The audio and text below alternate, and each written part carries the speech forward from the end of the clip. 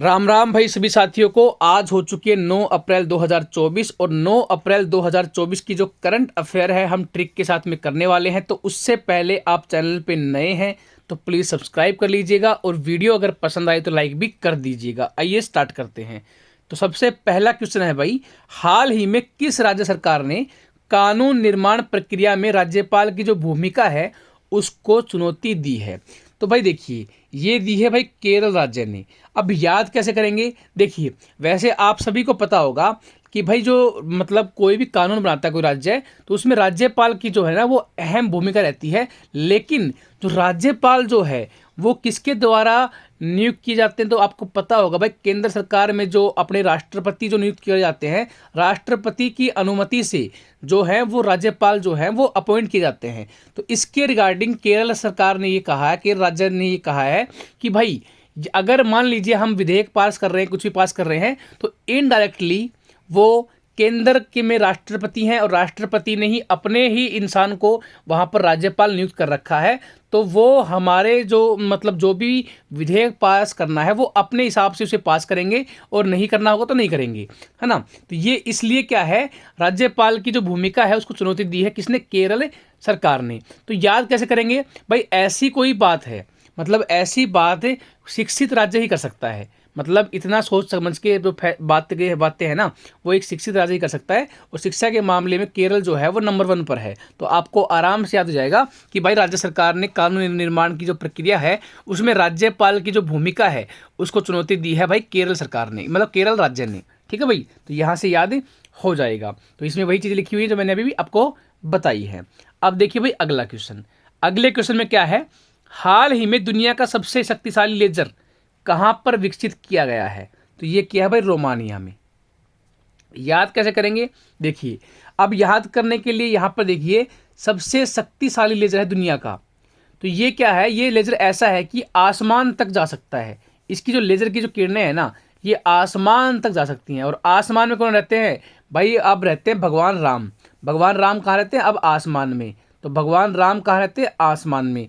तो राम मतलब रोमानिया। तो भगवान राम तक जाने के लिए मतलब इस लेजर बीम का मतलब ये जो सबसे शक्तिशाली लेजर है इसका विकास किया गया है। तो यहाँ से याद हो जाएगा, भगवान श्री राम रहते हैं आसमान में और आसमान तक पहुँच को आसान बनाने के लिए इस शक्तिशाली लेजर का मतलब प्रयोग मतलब विकसित किया गया है। तो राम मतलब रोमानिया, तो रोमानिया देश ने ये मतलब अभी विकसित किया है। यहाँ से याद हो जाएगा। अब देखिए भाई, रोमानिया के एक अनुसंधान केंद्र ने नोबेल भौतिकी पुरस्कार विजेता जेरार्ड मोरो और डोना स्ट्रिकलैंड के अभूतपूर्व आविष्कारों के आधार पर दुनिया के सबसे शक्तिशाली लेजर का खुलासा किया है। फ्रांसीसी कंपनी, इसका नाम है थेल्स, इसके द्वारा संचालित लेजर स्वास्थ्य सेवा से लेकर अंतरिक्ष अन्वेषण तक सभी क्षेत्रों में क्रांतिकारी अनुप्रयोगों का वादा करता है। क्या? सबसे शक्तिशाली लेजर। तो यहाँ से याद हो जाएगा। अब देखिए भाई अगला क्वेश्चन। अगले क्वेश्चन में क्या बोला है, हाल ही में नाटो प्रमुख ने किस देश के लिए 100 अरब यूरो का फंड जारी किया है? तो भाई यूक्रेन के लिए क्या है? अब ये तो आराम से याद हो जाएगा। अभी यूक्रेन और रूस का चला हुआ युद्ध काफ़ी लंबे समय से चला हुआ है। तो भाई यूक्रेन जो है एक छोटा देश है, इतने पैसे नहीं उसके पास में। तो इसलिए क्या है, नाटो ने क्या किया है, 100 अरब यूरो का फंड जारी किया है यूक्रेन के लिए। तो यहाँ से आपको इजीली याद हो जाएगा, कोई दिक्कत नहीं आएगी। तो ये इजीली याद आप कर सकते हो अगर आपको ये पता है कि यूक्रेन का और रूस का युद्ध चलते हुए काफ़ी लंबा समय हो चुका है। तो देखिए भाई, नाटो प्रमुख जिनका नाम है जेन्स स्टोल्टेनबर्ग, उन्होंने क्या है, यूक्रेन के लिए 5 वर्षों में 100 अरब यूरो के फंड का प्रस्ताव रखा है। ठीक है भाई। अब देखिए भाई अगला क्वेश्चन। अगले क्वेश्चन में क्या बोला है, हाल ही में कौन सा देश 2029-30 तक अपना पहला निजी तौर पर प्रबंधित रणनीतिक पेट्रोलियम रिजर्व बनाने की योजना बना रहा है? तो भाई ये अपना भारत बना रहा है। याद करने के लिए दिमाग में सेट कर लो कि भाई पेट्रोल वगैरह जो है ना वो बहुत ज़्यादा जरूरत पड़ती है अपने इंडिया को, क्योंकि इंडिया में क्या है, आबादी बहुत ज़्यादा है। तो यहाँ पर अब वो क्या कर रहे हैं, अपना खुद का ही पेट्रोलियम रिजर्व बनाने की योजना बना रहे हैं, जिससे क्या है, यहाँ पर उस पेट्रोल को हम रिजर्व कर पाएँ और बाद में भविष्य में जब रेट बढ़े तो उससे हमें फर्क ना पड़े। तो ऐसे आप याद कर सकते हो। ठीक है भाई। तो यहाँ पे देख लीजिए, Indian strategic petroleum reserve limited के मुख्य कार्यकारी ने कहा है कि भारत जो है 2029-30 तक अपना पहला निजी तौर पर प्रबंधित रणनीतिक पेट्रोलियम रिजर्व बनाने की योजना बना रहा है, जिससे ऑपरेटर को सभी संग्रहित तेल का व्यापार करने की क्या रहेगी, आज़ादी मिल सकेगी। अब देखिए भाई अगला क्वेश्चन। अगले क्वेश्चन में क्या बोला है, हाल ही में किस देश के राष्ट्रपति ने सूखे पर राष्ट्रीय आपातकाल की घोषणा की है। अब देखिए ये है भाई जिम्बाब्वे ने क्या है, राष्ट्रीय आपातकाल की घोषणा की, क्योंकि वहाँ पर क्या पड़ गया, सूखा पड़ गया। देखिए इसको याद कैसे करेंगे, देखो ऐसे दिमाग में लगाना कि जिम्बाब्वे में छुपाओ जिम, और जिम में जो आदमी जाता है ना, जो जिम जाता है वो एक हट्टा कट्टा मतलब खान पीन में बढ़िया, वही आदमी क्या करता है, जिम करता है भाई, अपने शरीर पे ध्यान देता है भाई।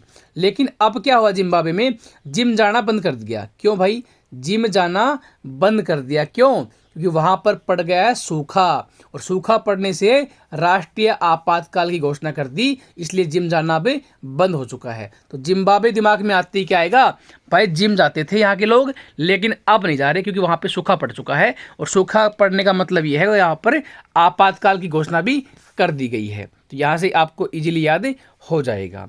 अब देखिए भाई जाम्बिया मतलब जिम्बाब्वे के राष्ट्रपति जो है ना, हॉकले हिचिलेना ने गुरुवार को देश के दुर्लभ सूखे को राष्ट्रीय आपदा और आपातकाल घोषित किया है। उन्होंने कहा है कि देश के 116 जिलों में 84 जिले जो हैं लंबे समय से सूखे से प्रभावित हैं। तो यहाँ से याद हो जाएगा। अब देखिए भाई अगला क्वेश्चन। अगले क्वेश्चन में क्या बोला है, हाल ही में विश्वेश्वर राव का निधन हुआ, वे कौन थे। विश्वेश्वर राव, ठीक है, तो ये है भाई अभिनेता, अभिनेता मतलब एक एक्टर रहे हैं। याद कैसे करेंगे, विश्वेश्वर राव के नाम में है विष प्लस ईश्वर, और अगर हम बात करें तो ईश्वर ने विष पिया था, ये हम फिल्मों में देखते हैं ना भाई, है ना। अभिनेता मतलब एक्टर, इसकी एक्टिंग करते हैं, तो एक्टर मतलब अभिनेता होते हैं वो। तो विष प्लस ईश्वर मतलब विशेश्वर जो थे वो क्या थे, एक एक्टर थे। यहाँ से आपको इजीली याद हो जाएगा। अब बात करें तो ये तमिल अभिनेता थे जिनका निधन हो चुका है। ये 2 अप्रैल को 64 वर्ष की आयु में इनका निधन हुआ है। इनकी मृत्यु जो है वो कैंसर की वजह से हुई है भाई, ठीक है। तो ये जो है इनके बारे में छोटी मोटी इन्फॉर्मेशन थी, ये मैंने आपको बता दी है। अब देखिए भाई अगला क्वेश्चन।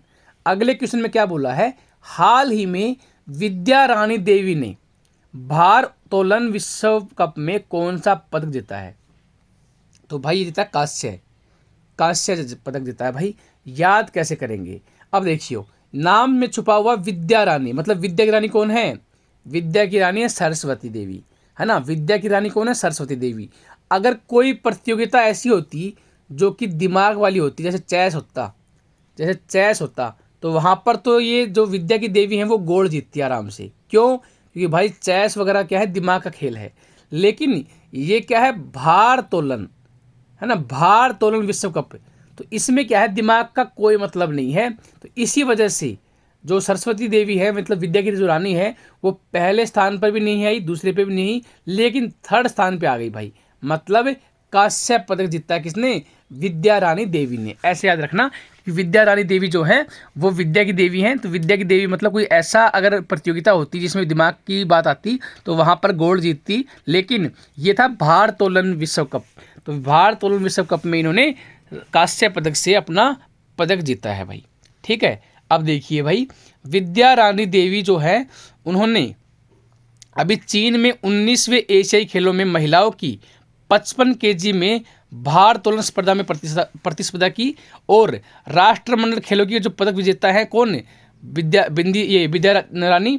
और मंगलवार को यहाँ पर क्या हुआ था, IWF विश्व कप में महिलाओं की 55 केजी की जो अभी टूर्नामेंट हुआ था, कंपटीशन हुआ था, उसमें भी कांस्य पदक इन्होंने जीता है, ठीक है भाई।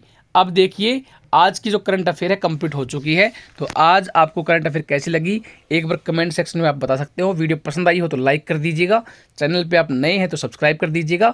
इसकी जो PDF है वो मैं टेलीग्राम ग्रुप पे डाल देता हूँ, तो टेलीग्राम ग्रुप का जो लिंक है वो आपको डिस्क्रिप्शन में मिल जाएगा, वहाँ से आप ज्वाइन कर सकते हैं। बाय, टेक केयर, मिलते हैं कल की क्लास में।